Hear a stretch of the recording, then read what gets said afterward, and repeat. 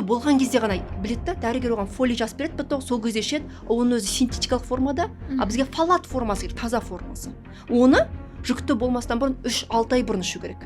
Сау асқазан, темір шеге бар ғой, сонда ыдыратып тастайды. Мықтылығы сондай, сау болса ғана. Сондықтан да ана авокадода да 10 есе пайдалы, ол құйрық қазы қартамыз. Сондықтан да авокадо жеу міндетті емес. Бір авокадан 1000 теңгеге алғанша, лучше қазыңызды алып, от души күнде колбаса турап жей беріңіз. Бір айға. Кофенің құрамында не бар? Құрамында сүт бар, лактоза, плюс карамельный сироптары, сахар қосады ішіне, қант қосады. Пожалуйста, жировой гепатоз уже келіп тұр сізге. Бауырды май басқан дейді ол адамдарда. 30 күн бойы кофе ішетін адамдарда 100% жировой гепатоз бар. Сырттан ботокс жасап, неше түрлі мезотерапиялар жасап, сырттан өтірік жасанды әдемі болғаннан көрі, мен айтқым келеді, іштен сауығып, сырттан жарқырады екен.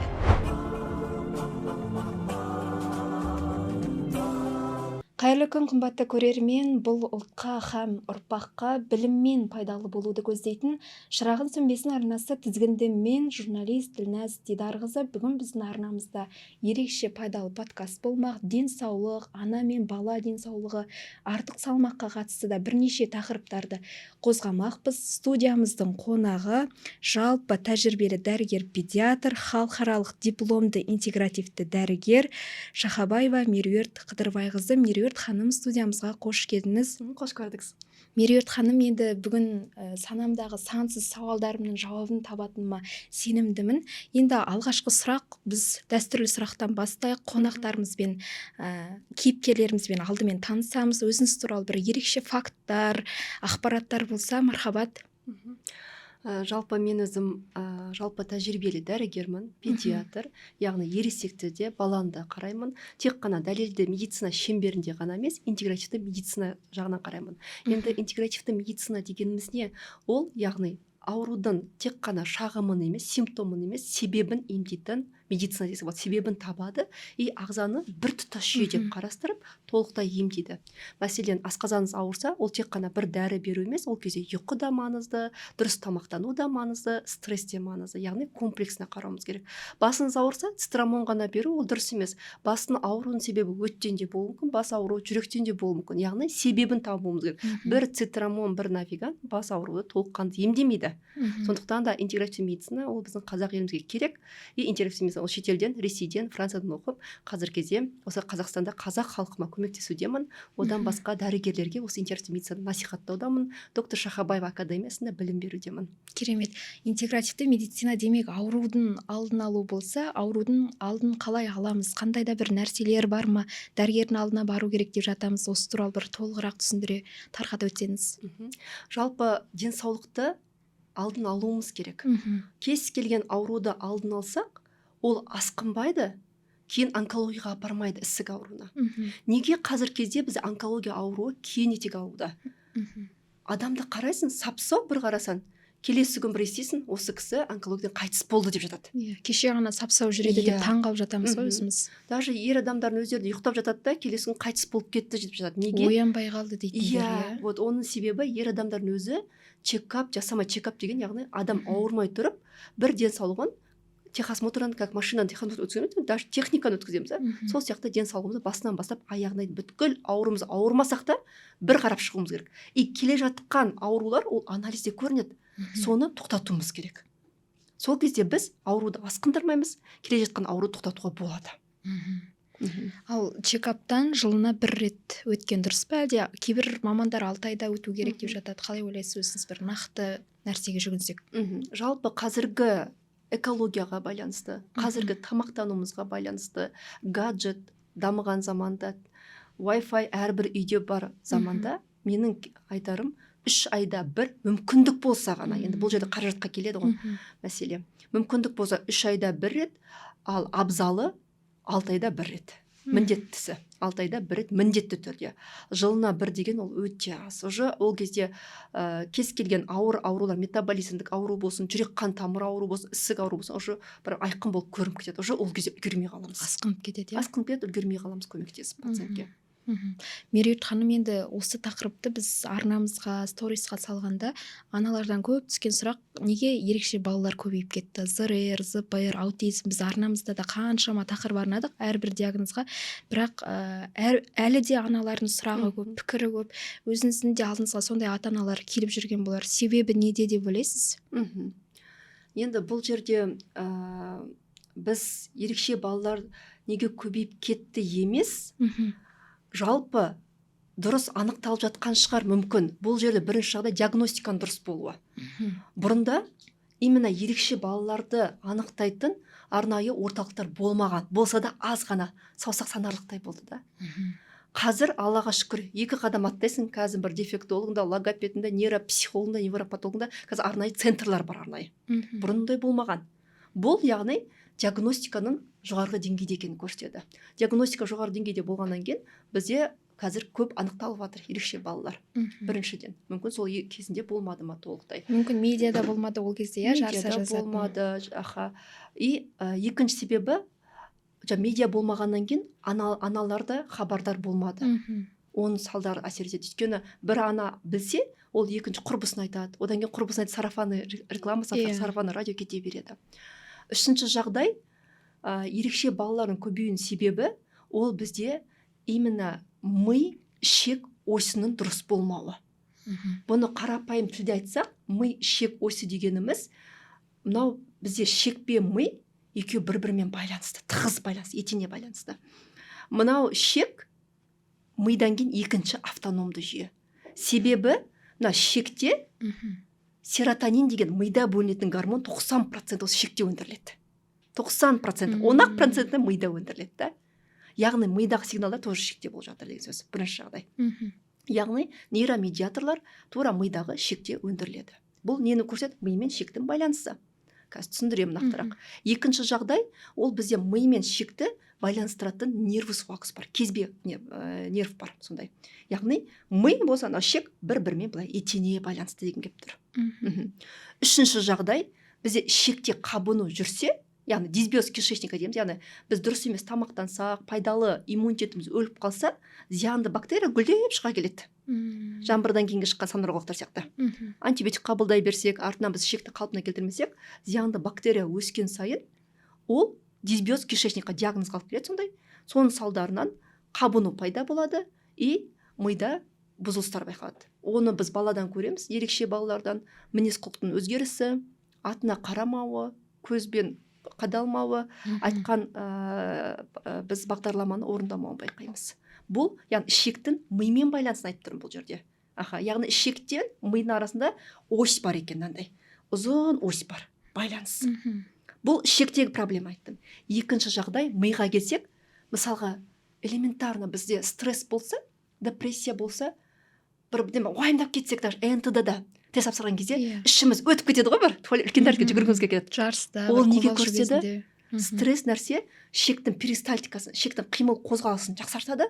Соның нәтижесінде адам үлкен дәртке барғысы келіп кетеді. Яғни шекпе мидың байланысты екенін, осының арасында ось бар екенін дәлелдеп тұрмын. Яғни бірінші себебі жаңағы диагностиканың кенетек алуы, екінші себебі бізде аналардың хабардар болуы, қазіргі таңда медианың шығуы, үшінші себебі осы шек пен ми осындағы себептерінің ауруға алып келу диагнозға. Келесі жағдай, аналардың жүктілікке дайындалмауы. Яғни неге жүктілікке 3-6 ай бұрын прегравидиялық дайындық деген бар. Жүкті болмас бұрын әйел адам дайындалу керек. Ол қалай дайындалу керек? Яғни фолат деген препарат қабылдау керек. Мен бұл жерде аптекада фолий кислота айтып тұрған жоқпын. Ол B9. Бізге именно фолат керек. Баланың нерв жүйесінің түтігінің дамуына. Сол бізде аналар өкінішке орай беремін, жүкті болған кезде ғана білетті, дәрігер оған фолий жазып береді, B9, сол кезде ішеді, оның өзі синтетикалық формада, бізге фолат формасы керек, таза формасы. Оны жүкті болмастан бұрын 3-6 ай бұрын ішу керек. Плюс анемиясын емдеу керек, B12-сін қабылдау керек. Яғни B12 мен B9 темірдің екі аяғы, темір клетка кіру үшін. Одан кейін омега ДЧА қабылдауымыз керек міндетті түрде. И анада магний қабылдау керек. Магний, яғни әйел адам стрессте болмау үшін. Жүктіліктегі әйелге максимально стресс бермеуіміз керек, егер сау ұрпақ қаласақ. Осы жағдайлар бәрі как көп факторлы құбылыс қой Мгм. ерекше балалардың көбеюіне. Өте маңызды ақпарат, бірақ кейбір аналар осы әлеуметтік желіден тредстан жақында байқап қалдым. Мен жүктімін, тамаққа жерікпін, бірақ бургерге, мысалы колаға, сондай бір тамақтарға жерікпін, сондай бір тамақтарға аңсарым ауып тұрады деп бір ана жазыпты. Өзім зиянын біліп тұрмын, себебі неде деген сұрақ болған екен.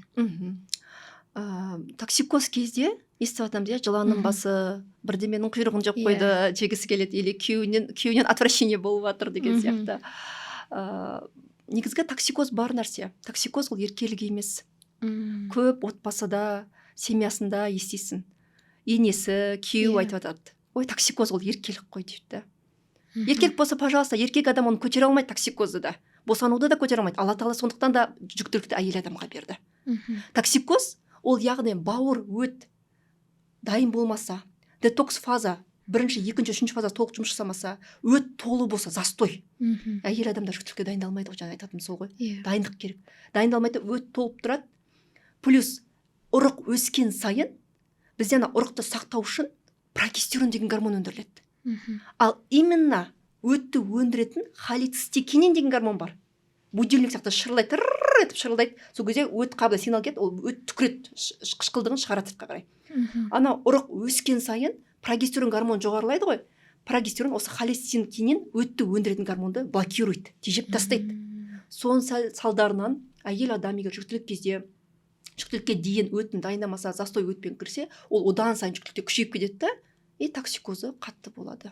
Ол әйел адам. Даже не только бірінші триместр, екінші триместрде токсикоз болып жатқан болады. Токсикоздан даже су іше алмай жатқандар болады. Сондықтан да енді токсикозы еркелік деп қарамауымыз керек. И бургер жегісі келіп жатыр ма, арасында жеуге болады. Енді күнде емес, аптасына бір рет жесін. Тіл рецепторын басса болады. Мысалға мен өзімде де консультацияда пациенттеріме айтамын, мысалы тәтті шектейміз деймін, сүт өнімдерді шектейміз, нанды шектейміз, бірақ адам арасында жегісі келіп бешбармақты, қамырды бір аңсап тұрып, бүйтіп қолын батып тұрып жегісі келеді ғой. Айналайын, аптасына бір рет читмил болады. Күнде емес. Сол сияқты. Егер арасында прям күнде жеңге баса, кішкене анан исниске, қазын исниске, бешбармақтың исниске, кішкене дәмін, рецепторды басуға болады. Мен бұған дейін бір ақпарат естігенім есіме түсіп тұр. Сау анада токсикоз болмайды деген. Бір емес, бірнеше маманнан сондай ақпарат естідім. Осы туралы қалай ойлайсыз? Жалпы сау анада токсикоз болмайды дегенде, қазір кезде сау ана бар ма? Мысалға, мен өзім дәрігер болсам да, менде хоть эпигенетикалық жағынан реттесем де, менде генетикалық ауруларым бар ғой. Ата-анамнан келген. Оны мен жоқ қыла алмаймын ғой, генетикалық ауруымды. Сол сияқты токсикозға келген кезде, именно токсикозға жауап беретін бауыр детоксын комп деген рецепторы бар. Рецептор деген, яғни кілт пен құлып сияқты. Алла тағала сол кілтіміздің бір тішесін жұлып тастауы мүмкін, болмауы мүмкін. Сол кезде ана құлыпқа сәйкес келмейді, яғни 30% ол генетика рөл играйды. Бәрібір де ол бізде адам 100% саумын десе де, генетикалық аурулар өзін көрсетеді. Түбі бір шығады, Түбі бір шығады. Бірақ та генетикалық ауру ғой деп қол түсіріп отырмаймыз. Оған 30% генетика рөл играйды, 70% дұрыс тамақтану, ұйқымыз, салауатты өмір салтымыз, дұрыс таңдалған анализ бен дұрыс таңдалған индивидуальный ем схемамыз әсер етеді генетикаға. Ал жүктіліктен кейінгі процессті айтайықшы, ана болды, ана болғаннан кейін көп әйел адамдарды шаш түсу, тістің сынуы, түрлі ауыр процесстерді бастан өткеріп жатады. Негізі бұл қалыпты ма, әлде дұрыс күтінбегеннің, дұрыс жүктілікке дайындалмағанның бір белгісі болуы мүмкін бе? Сұрағыңыз өте орынды. Жалпы жүктіліктен кейін өтпелі, яғни транзиторлы жағдай бар. Бала бір босанғаннан кейін 3 айда, әйел адам босанғаннан кейін 3 айдан кейін қалыпты жағдайда шаш түсу болады. Енді шаш түсу дегенде ойбай бір ванны жинап, жастықты жинап жату ондай жағдайда емес. Бір 100 тал шаш түсу қалыпты жағдайда, күнделікті 100 тал шаш түсу ол қалыпты болады. Бірақ ондай қатты аллопеция болады, прям ошақ ашық тұратындай басымыз, ондай жағдай, ол патология болып табылады. Яғни ауру ол. Ол возможно әйел адам жүктілікке қалқанша безін дайындамады. Себебі жүктілікте босанғаннан кейін әйелдерде эутироидный синдром болады. Жүктілікке ол әйел адам гипотиреозбен кіруі мүмкін, яғни гормондар өте баяу өндіріледі гипотиреоз дегенде, ол сол қалыппен жүктілікке кірсе, кейін босанған кезде эутироидный синдроммен шығады. Или гипотиреоз асқынып кетуі мүмкін, одан сайын гормондары қатты түсіп кетуі мүмкін. Сондықтан да шашымыз ертең босанғаннан кейін түспеу үшін, артынан шашты сыпырып жүрмеу үшін міндетті түрде қалқанша без анемия емделу керек. Плюс ағзадағы витамин, минерал дефициті толықтырылу керек. Анемия деп қалдық қой, енді анемия көп түсетін сауал, тек қана жүкті әйелдерде, жүкті аналарда емес, бір 15-16 жасар, 13-14 жасар қыздардан да байқап қаламыз. Жасөспірім қыздар неліктен анемия болуы мүмкін және оны қалай емдеуге болады? Жалпы анемия қазіргі кезде мысалға сізге қарадым, сізде де анемия бар. Бет-әлпетіңіз, хабитіңіз айтып тұр. Бозғылтығыңыз, көздің астында қабақтың ашық розовый болуы, деснаның ашық розовый түсті болуы, бұл жасырын анемия бар екенін көрсетеді. Мысалы қазір қарап отырған менде қыз-келіншектерде 80%-інде анемия бар. Ол анемия енді қайдан келді? Анемия деген жоқ деген сөз, эмия қан, яғни қан аздық. Халықтың арасында сондай сөзбен, терминмен атауда, қан аздық, менің қаным аз дейді, гранат соктарын ішіп жүреді. Ол қайдан келді? Біріншіден анамыздан. Егер анамыз жүкті кезде анемиясын емдемесе, біз анемиялық бала болып туылдық, енді өмір бақи бойы ағзамызды поддержка, яғни қолдап отыруымыз керек. Дұрыс витамин, минералдармен қолдап отыруымыз қажет. Дұрыс темірдің формаларымен. Бұл яғни біріншіден ол анамыздан келеді. Екінші жағдай, біздің қазақтарымыздың сүйіп ішетін сусыны сүт пен шай. Шай ғой. Сүт пен шай, ол сүт бізде ағзадағы темірді шығарады. Құрамында танин бар. Ағзамызда темір и так та азғантай мөлшерде. Оны шығарып тастаса дефицитқа кіреміз. Хотя қазақ қасқырдан кейін ет жеуден екінші орын алады. Ет темірге бай. Бірақ та артынан біз шаймен ішіп, темірді шығарып тастап отырмыз. Үшінші себеп, қазіргі тамақтануда әсіресе жастардың арасында ет жемеу. Қазіргі қыздарға қараймын, зумер поколениясы ма, қазір альфалар келе жатыр. И соларға қараймын, еттен отвращение, еттен жеркенеді. Оның себебі асқазандар дұрыс емес. Асқазанға қышқылдық бар, белокты қорытатын. Сол белок жоқ, қышқылдық толық өндірілмейді. Ал ет жейді, оны қорыта алмайды. Асқазанда дискомфорт, артынан крион мезем ішеді, пайда жоқ, адам күптеліп жатады. Асқазан сау болса, адам күптелмейді. Асқазан қышқылдығы өндіріліп тұрса, кез келген ет болсын, даже сау асқазан, темір шеге бар ғой, сонда ыдыратып тастайды. Мықтылығы сондай, сау болса ғана. Өкінішке орай, қазір жастардың арасында фастфуд жейді, газированный напиток всегда ішеді, газдалған сусындары бар. Тамақпен бірге шай, суды араластырып іше береді. Оның барлығы асқазан қышқылының төмендеуіне алып келеді. Осы ретте бір дұрыс тамақтануға қатысты бір ережелер бар ма? Ет туралы да айтып қалдық. Қазақ ет жейді екен деп күнде де ет жеу беруге болмайды. Кешкі уақытта тойға барамыз, тағы да қазы, қарта, жал жая деп, қазақпыз ғой деп өзімізді ақтап алып жататын сияқтымыз көп жағдайда. Жалпы енді тамақтанудың өз формуласы бар негізгі. Бұрында килокалориямен тамақтарды есептейтін. Жалпы медицинада бұрында, кәдімгі поликлиника, больницада әлі де сонда кейбір интерактив медицинаны білмейтін мамандар килокалориямен есептеп отырды, весіға қойып, бүйтіп салмаған. Ол дұрыс емес. Өйткені қазір кезде ол диеталар, ол формулалар жұмыс жасамайды. Жаңа медицина, болашақтың медицинасы интерактив медицина. Интерактив медицина бойынша, мына біздің асымыз болса, тарелкамыз болса, осының 50% бізде клетчатка болу керек. Клетчатка дегеніміз, яғни салаттарымыз, қиярымыз, қырыққабатымыз болу керек, көкөністер, картобыңыз, морковыңыз, бәрі сәбізіңіз, бәрі осы көкөністер 50% болу керек. Одан кейін 25% белок өнім болу керек. Белок ақуыз дегеніміз ол ет, жұмыртқа, ақуыз өнімдеріңіз болу керек. Мынау не үшін керек 50% клетчатка? Жасуынық. 50% жасуынық, мынау 25% етті қорыту үшін. Мысалы біз бешбармақ жеп отырамыз, манты жеп отырамыз. Бірақ соның ішіндегі еттеріміз қалай түсті, солай далаға шығып кетіп отыр. Үлкен ретпен. Өйткені мынау 50% жасуынық клетчаткамыз, мынау еттің телешкасы. Клетчатка болса ғана ет соған отырады, керек жеріне тасымалдайды. Ағзаға керекті дәруменін алады. Мынау 50% шөп шаланымыз болмаса, мынау етті жеуден бізге пайдамыз шамалы. Майонезбен, Ал одан кейін қалған 25% қалды, 25% бұл жерде күрделі көмірсу, кішкене май болу керек. Күрделі көмірсуға не жатады? Күріш, гречка, қара құмық дейміз, иә. Вот сондайларды қоямыз 25%-ке. И кішкене ғана жануар майы, ол қазы қартаң майы болсын, құйрық майы болсын.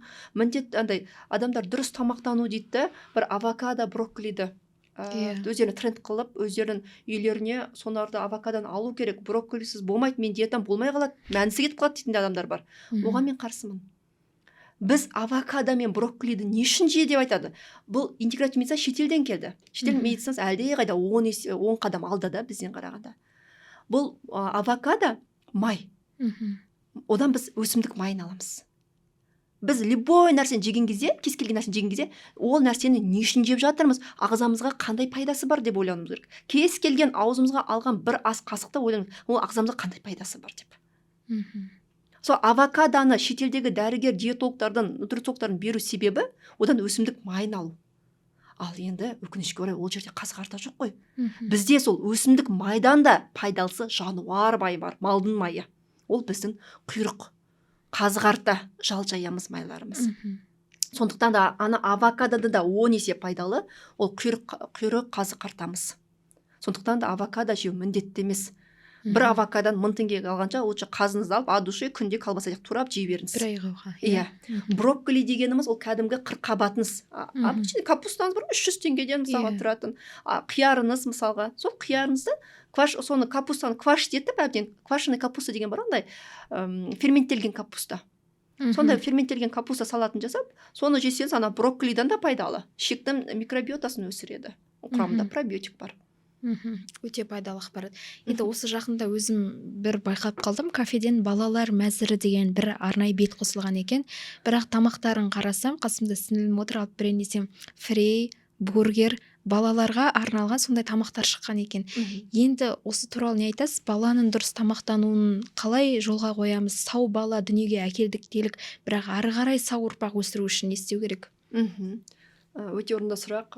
Қазіргі біздің миссиямызда, менің де миссиям, осы интерактивті медицинаны насихаттаудағы миссиям, осы ана мен баланың саулығы.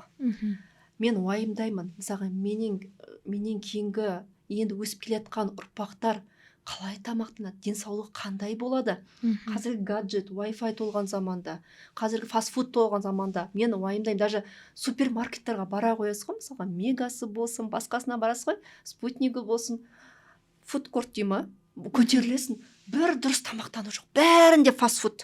И болашаққа өз балаларыма уайымдаймын, қалай болады деп. Мен қазір осы өзімнің енді соңғы демім қалғанша максимально мен осы халқыма көмектесуге тырысамын, бірақ одан кейінгі ұрпаққа уайымдаймын қатты.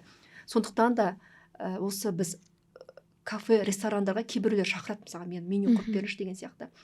Кейбіреуіне осы дұрыс тамақтанумен арнайы балалар мәзірін құрамыз. Енді ол кезде сол құратын маманың, диетолог, нутрициолог, интеллект дәрігердің медициналық кәдімгі білімі болу керек. Медициналық білімнен басқа дәрігерде клиникалық мышление болу керек. Әрбір тағам нендей затқа әсер ететіні. Жоқ, бізде мысалға жақсы сапалы бала меню құрылған ресторандар бар. Мысалға Мама Мия болсын, тағы да бізде арнайы ресторандар бар. Жақсы, кәдімгі дұрыс құрылған. Бірақ өкінішке орай жаңағыдай сіз айтқан детский меню мен көп кафеден көрем, бургері, фрие тұрады да, оны көргенде қарным ашады. Оны жегенше мен мысалы өзім сондай ресторандарға барған кезде балама күрішін алып беремін, және тауық еті. Болды, күріші күрделі көмірсу болады, тауығы белок болады. Хотя бы солай. Ана менюді ауыстырып жүремін. Балаға просто біз әр тамақтың маңызын, оның зиянын түсіндіруіміз керек. Бізде қазақта бір жаман нәрсе бар, балаға болмайды дейміз, болды. Болмайды, қой, жай тәйт деп отырамыз, болды. Оның не үшін болмайтындығын, оның ақыры неге апаратын, соны түсіндірсек, бала неге түсінеді. Баламен ересекше адамда сөйлесуіміз керек. Көптеген бала кезімізде естіген ырымдарда да сондай ғой. Осы неге түнде үйге қарай жүгіруге болмайды деп қазір ғана біліп жүрміз да. Енді бір осы ретте қызық статистика айта кетейін. Былтырғы жылы Уидринг деген қазір көп филиалдары бар ғой. Былтырғы жылы 2-ақ филиалы болған екен. Оның алдыңғы жылы одан кейін 139 филиалы бар екен. Қазір қарасақ, бірақ тамақтарының құрамы сол жерде істеген қызметші жазды. Таңертең ғана Тредстан оқыдым. Ішінде фруктоза өте көп дейді. Мысалы, бұл халал деген сертификат сертификаты болған екен, ол сертификаты өтірік дейді да. Мысалы осындай тәттіге құмар, балмұздақтар, неше түрлі ішінде сусындар, лимонадтар, сол туралы не айтасыз? Әрине, оның барлығы ведринг болсын, басқа сусындар сататын магазиндер болсын, иә, дүкендерімізде, оның барлығы болашақтағы балаларымызға жасаған бір қасірет деген келеді да, денсаулыққа әсіресе мектептердің алдында көп ашылады екен да бұндай точкалары. Мектептердің қасында, одан кейін ана торговый домдарға тура, оның тоже бір маркетингтің көзі деп атайды ғой. Мысалы, шығып бара жатқан кезде әдейі андай супермаркеттің жанына қойып қояды, мысалға шоколадтарды, әдейі түрлі сағыздарды қойып қояды. Бағасын да қолжетімді қылған әрі. Ол сусындардың барлығы не істейді бізде? Ол асқазан қышқылдығын отырғызады. Одан кейін жеңіл көмірсу, оның құрамында фруктоза, глюкоза, сахары бар. Ол бізде бауырдың детокс фазаларын бұзады. Соның әсерінен жировой гепатоз пайда болады. Қазір естулеріңіз бар шығар. УЗИға түссе, бауырды май басты дейді да. Негізгі май баспайды. Майдың дым қатысы жоқ. Случайно қойып қойған ғой. Негізгі ол жеңіл көмірсу тағамдар салдарынан бауырдың функциясы тоқтап қалады. Жеңіл көмірсудан, наннан, курасаннан, жаңағы ведринг сияқты түрлі тәтті сусындар салдарынан бауырды содан май басады.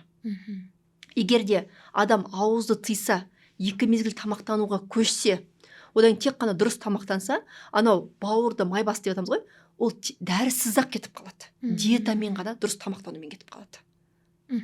Енді бауыр өт деген қазір көп мазалайтын сұрақ көрермендерді. Әсіресе қазір медицинаның соншалықты дамып кеткендігімен білмеймін, мысалы Қытай медицинасы дейді, бауырды өтті шланга жұту арқылы бір күнде бауырыңды тазалайсың, өтіңді тазалайсың, бір банк бір сұйықтық шығады, өтің таза деп дәрігерлер кеңес беріп жатады. Немесе тағы да бір бізден процедурадан өтіңіз, бір процедурада 5 килограмм салмақ тастайсыз, және до после деген суреттері де бар екен. Осы туралы не ойлайсыз?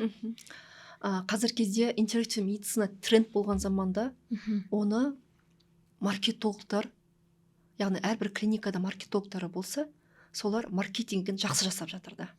Халыққа өтетіндей, халықтың көзін байлайтындай жағдайға жетіп жатыр.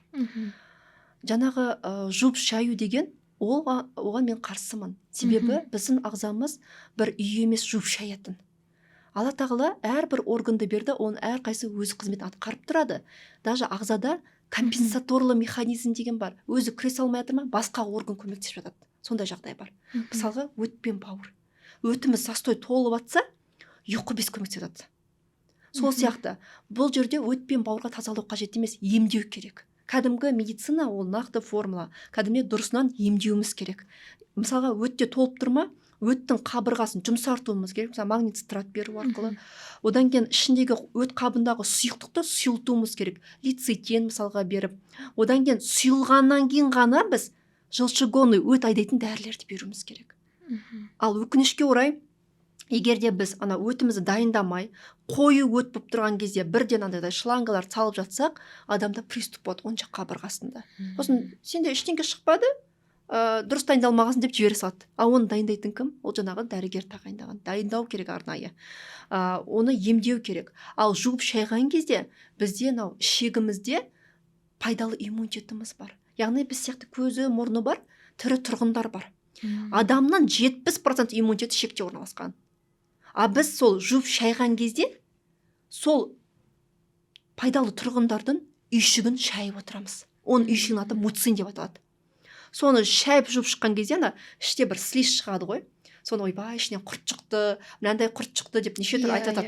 Оның барлығы маркетинг, өкінішке орай. Ол шығып жатқан нәрсесі муцин, жаңағы ішектегі пайдалы иммунитеттің үйшіктері. Сол үйшіктерін шығарып жүреміз. Анау көздер бақайып отырады, бактериялар қайда баратынын білмей, пайдалы бактерия. Артынан үйшіктің артынан жүгіріп шыға келеді ғой. Болды. Сосын ол адам всегда не іші өтетін болады, не запормен жүреді, қиналып. Уже ішекте проблема бар. Ал мен жаңа жоғарыда айттым, ішек мимен байланысты ось. Уже ішек дұрыс емес пе? Миға қабыну келді деген сигнал пайда болады. Адамда уже неше түрлі мінездің құбылысы, өзгерісі пайда болады. Адамда депрессияға кіреді адам. Тура неше түрлі шизофреник адамдар бар. Неше түрлі жаңағыдай раздраженный адамдар, гиперактивный адамдар, соның барлығы ішектің дұрыс болмауынан. Бұған бір энергияның жоқтығы да бір себеп болатын шығар да. Өте бауыры толған адамның энергиясы болады деп ойламаймын мысалы. Осы туралы не айтасыз? Энергиям жоқ кейбір адамдар. Мысалы 8 сағат ұйықтаймын, 10 сағат ұйықтаймын, бірақ таңертең мүлдем ұйқым қанбай тұрады. Онда ұйықтап қалады, таңертең онда тұрады, ұйқысы қанбай тұратын. Сондай адамдар бар, өмірде тіпті кездестіргенмін. Осы туралы не айтасыз? Адамға энергия беретін кофе емес. Адамға энергия беретін бүйрек үсті без деген келеді. И қалқанша безі бірге байланысты. Қазір кезде өкінішке орай, мысалға бизнесмендермен араласам, бизнес ортаға бар, иә. И сол адамдардың барлығы таңертең ояна салып, барлығы кофе Starbucks'ың алдында тұрады, или тағы басқа кафетериялардың алдарында тұрады да. Бір кофенің өзі 1200-1500-ге барады. Бір кофесінің өзі. Енді 30 күн ішеді. Қаншаға шығады? 30 мыңнан асып кетеді. 30 мыңнан асып кетеді, иә. Ал ол кофенің құрамында не бар? Құрамында сүт бар, лактоза, плюс карамельный сироптары, сахар қосады ішіне, қанты қосады. Пожалуйста, жировой гепатоз уже келіп тұр сізге. Бауырды май басқан дейді ол адамдарда. 30 күн бойы кофе ішетін адамдарда 100% жировой гепатоз бар. Кофеманның соңғы стадиясы американо дейді ғой. Негізі американың пайдалы кофеге жатқызасыз ба? Американоны жалпы жатқызамын мен, пайдалы кофеға кіреді. Бірақ та оны да ішетін адамдары бар, ішпейтін адамдары бар. Егер де адамда мысалы жаңағыдай бауырды май басқан деймін ғой, сол адамдарға сүтсіз, қантсыз, сиропсыз таза американо ішу керек. Бірақ та егер сол жировой гепатозы бар адамның өңеш пен асқазанның арасындағы сфинктер бар, есік. Асқазан төменде тұрса, өңеште сол есік көп адамда қазір ашық, 70% адамда ашықтар есік. Ана кофені ішкен кезде одан кофеин түседі, ана есік одан сайын ашылады. Пайдасы жоқ. Сондықтан да бұл жерде пациентте адамда қандай ауруы қатты мазалап тұр, соңында мән беруіміз керек. Андай американо пайдалы екен деп жировой гепатозбын деп іше беріп, артынан өңешін ашып жібермесін, астына клапанда. Сондықтан да бұл жерде әрбір адамға индивидуально тамақтану, индивидуально ем-схема болу керек. Энергияны көбейтудің тағы бір жолдар, әдістері бар ма негізі? Емделу керек нәрселер? Жалпы энергияны айтып тұрмыз, кофе емес, бүйрек үсті безі береді. Ал бүйрек үсті безі десем, адамдар тек екі бүйрегін ғана ойлайды. Мен бүйрегім сау емес, менде пилонефрит, гломерулонефрит, значит менде бүйрек үсті безінде проблема бар ғой дейді. Бүйректің сол үстінде бүйрек үсті безі орналасқан кішкентай ғана орган, өзі жұп орган. Ол не істейді? Без болғаннан кейін ол гормон бөледі. Біз стрессовать еткен кезде, біз нервничать еткен кезде осы кортизол гормонын бөлетін сол бүйрек үсті безі. Сіздер мысалы келіп отырмыз, ойбай, студия қайда, не таппай жатырмыз, или там жолға өтеміз, светофор дұрыс болмай қалды, машинада пробкада тұрып, дейміз да, вот стресс уже. Сол кезде кортизол гормонын осы бүйрек үсті безі бөледі. Бірақ ол күнде сағат сайын бөле берген сайын, қазір стресс қой, білесіз ғой, барлық жері. Стресс болған кезде бүйрек үсті безі кортизол бөліп шаршап қалады да, бүйрек үсті безі шаршау синдромы пайда болады. Ол өкінішке орай қазір кезде әйел адамдарда өте көп. Түнімен бала емізеді, одан қалса жұмыс істейді. Негізі декрет деген нәрсе әйелдерге дұрыс берілген ғой. Декретте демалу керек қой. Бізде декрет болсын жұмыс істейді, босанғанша кәдімгідей жұмыс істейді, одан кейін түнімен бала емізеді. Ол әйел адамнан бүйрек үсті безі отырып қалады.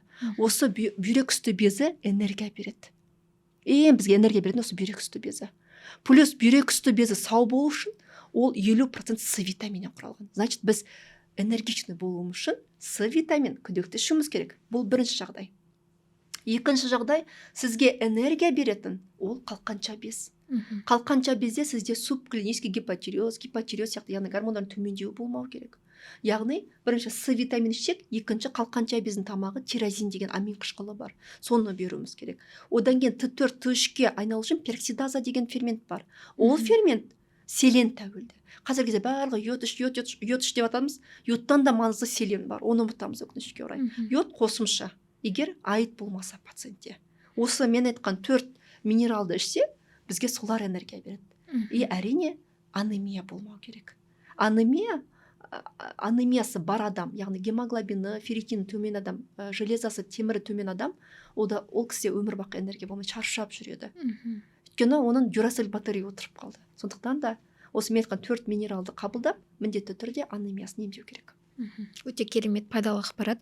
Енді артық салмақ туралы да сөз қозғасақ, қазір көбінде артық салмақ бар сияқты. Мәшһүр жүсіп көпейұлы айтқан екен, біздің заманды көрмей жатып, бұрын аштық пен ашаршылық азабы тоқталып, тоқшылықпен сыналатын дәуір келеді деп. Қазір екінің бірінде артық салмақ бар, өкінішке орай.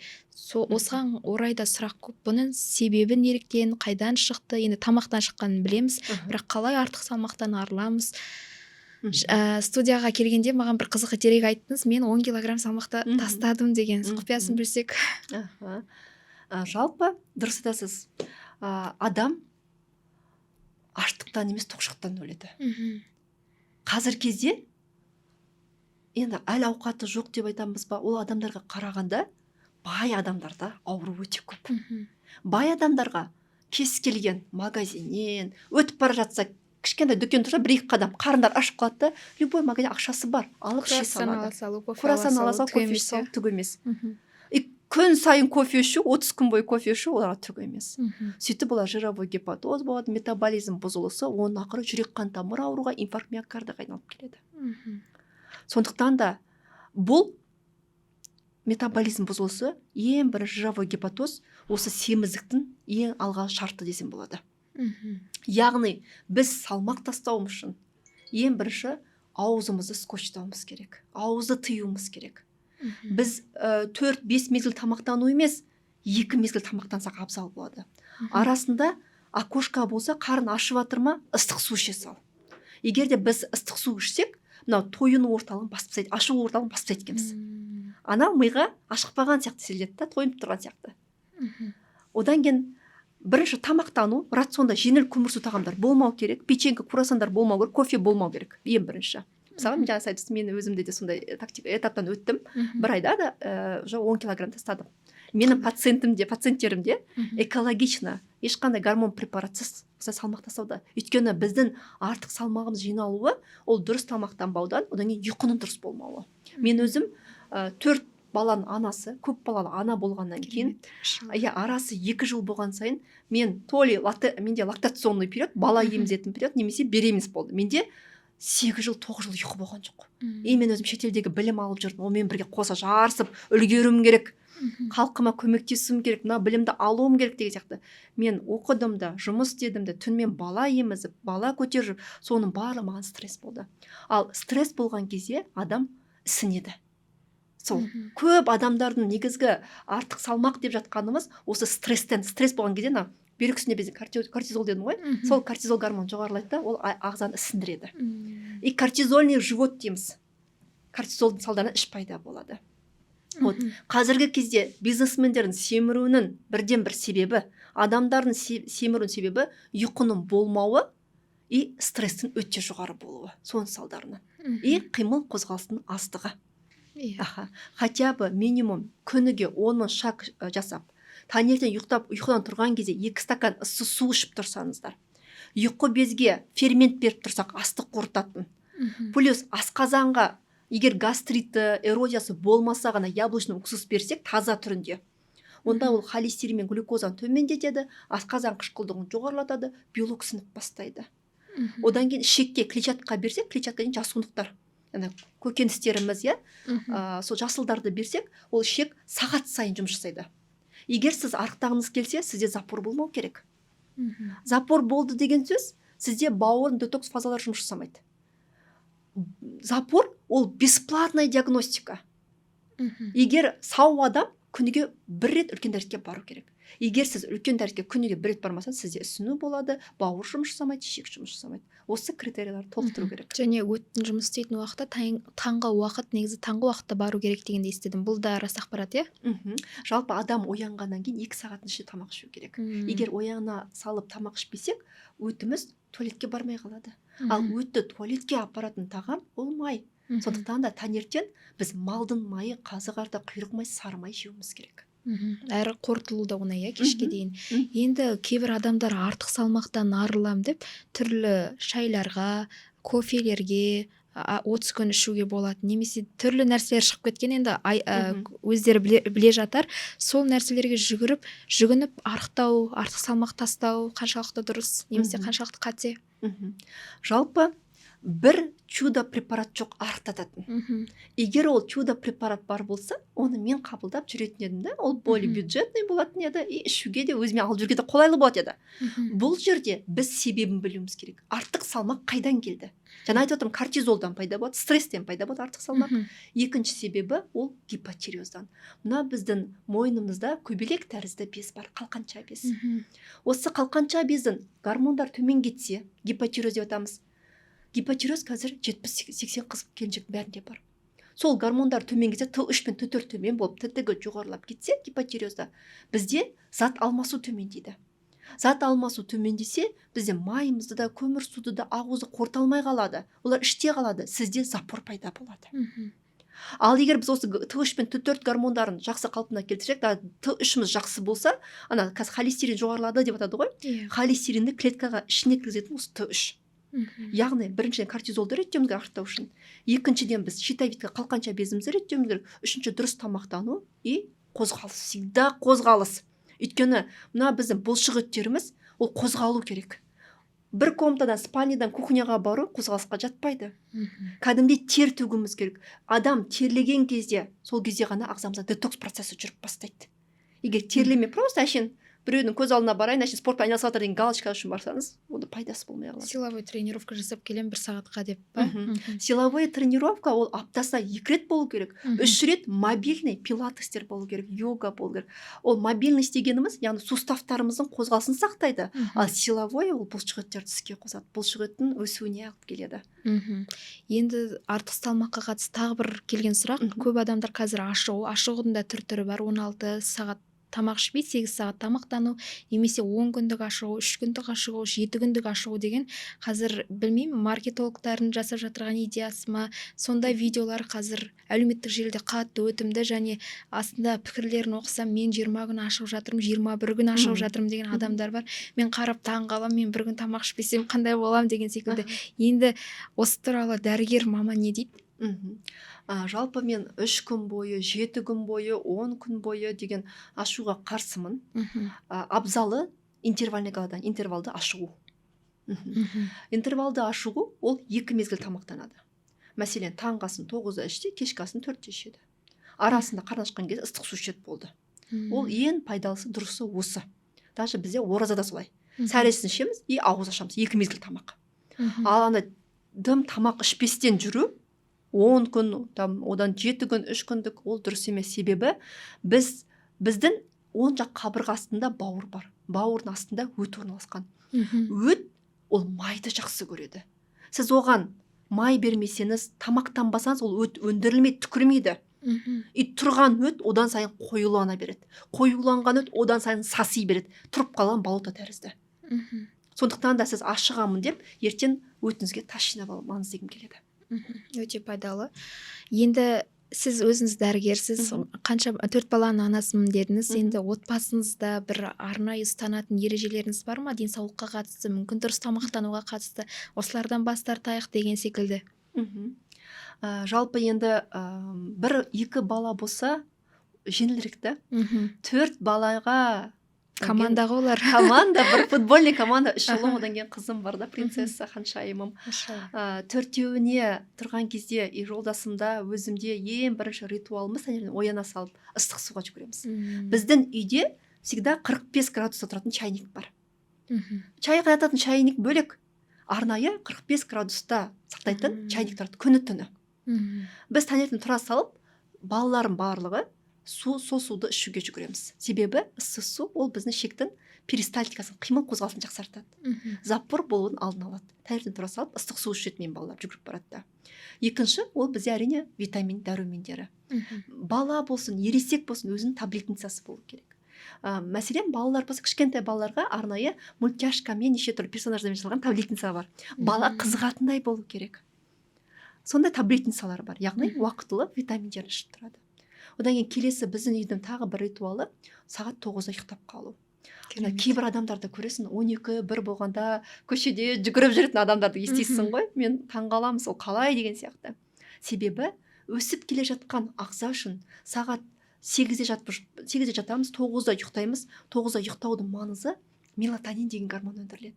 Ал мелатонин ол бізде онкология, ісік ауруларды алдын алады, и жасару гормоны. И өсіп келе жатқан ағза үшін өте пайдалы, баланың бойының өсуіне де әсер етеді. Даже сол мелатонин гормоны ол мусоровоз машина. Мусор тастайтын машиналар бар ғой. Сол ағзадағы бүткіл мусорымызды түнімен тазалап отырады. Әрине сіз егер 9 бен 2-нің арасында уже ұйықтап жатсаңыз. Ал 2-ден кейін уже ол мелатонин гормоны өндірілмейді. Сондықтан да біз осы максимально Алла тағала табиғи айболитімізге Алла тағала берген тегін. Сол ақшаңыз жоқ па емделуге, диагностика өтуге, анализ жоқ, ақшаңыз жоқ па, хотя бы табиғи мелатонинді алыңызшы, 9 ұйықтап қалыңызшы, болды. Ешбір дәрігер бере алмайтын, иә. Осы жай ғана қарапайым ритуалдар емізде. Енді маған мен бетімен қарап бағана анемия дедіңіз ғой. Кейбір адамдарда бір осылай байқалмай белгі беретін аурулардың белгілері бар ма? Адамдар өздері байқамай қалуы мүмкін, бірақ бетінде ауру шығып тұратын адамдар бар ғой. Өте прям дұрыс сұрақ. Қазіргі қарап отқан қыз келіншектер сіздерге бір тегін диагностика жасасақ та болады. Өздеріңіз саумын деп ойлауларыңыз мүмкін, бірақ та мына мен айтқан диагностиканы бір рет жасап көріңіз. Яғни таңертең ұйқыдан тұрған кезде айнаның алдына барасыз и тіліңізді шығарасыз айнаға.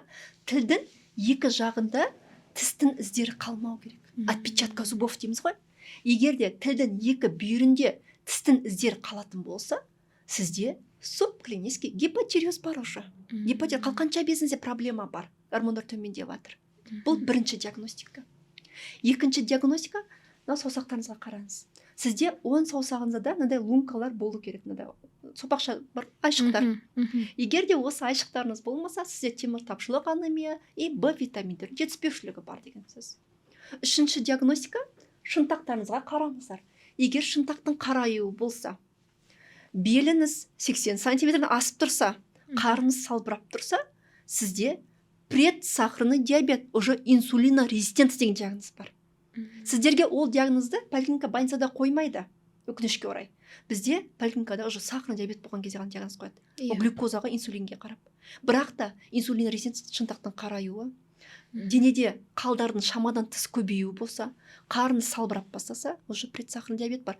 Қант диабеті привет деп сағалап тұр. Мені қабылдайсың ба дейді. Дальше осы өмірін жалғастырсаңыз, сіз сахарный диабетке тәуелді болып қаласыз, кіресіз уже. Ертең гормон тәуелді болып қаласыз.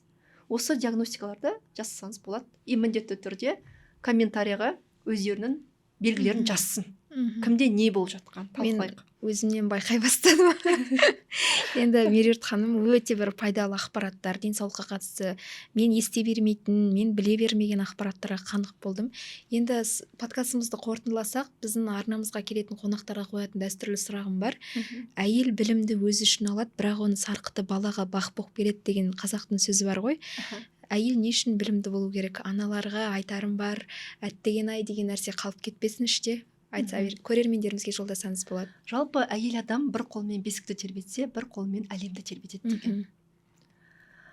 Болашақ ұрпақтың өсіп келуіне, оның денінің сау болуы тікелей анаға байланысты. Себебі ана ас бөлмесінде қандай ас пісіреді, қандай майда пісіреді, ол тағам ішіне не қосады, соны отбасы жейді.